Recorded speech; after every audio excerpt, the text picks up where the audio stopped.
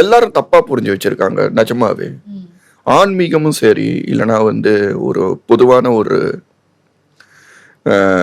கோயில்களும் சரி, மெடிடேஷன் பண்ணா மன நிம்மதி வரும். சில பேர் என்ன நினைச்சுக்கிட்டு இருக்காங்க, மெடிடேஷன் பண்ணா நம்மளுக்கு கேட்டதெல்லாம் கிடைச்சிரும்ட்டு.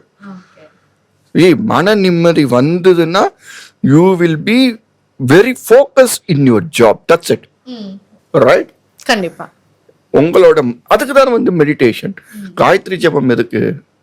ஓம் பூ புவ சுவ 3 வியாக்கிருதிகளாக சொல்லப்பட்டிருக்கு.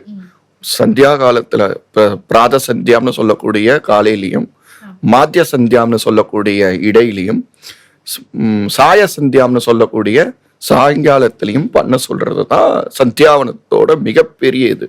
அந்த காலத்து ஞானிகள் ரிஷிகள்லாம் ஒருவேளை தான் சாப்பிடுவாங்க. நான் போன வாட்டியே நான் உங்கள்கிட்ட சொல்லியிருக்கேன். ஏன் என்ன காரணம்னா, நம்மளோட அக்னி இது இந்த இடத்துல தான். அதனாலதான் நம்மளுக்கு அசிடிட்டி இங்க ஃபார்ம் ஆகுது. அந்த உச்சத்துல இருக்கும்போது நீங்க என்ன சாப்பிட்டாலும் டைஜஸ்ட் ஆயிடுமா. அதுக்கப்புறம் ஜபம் பண்ண அப்படியே மேலே ஏறுமா.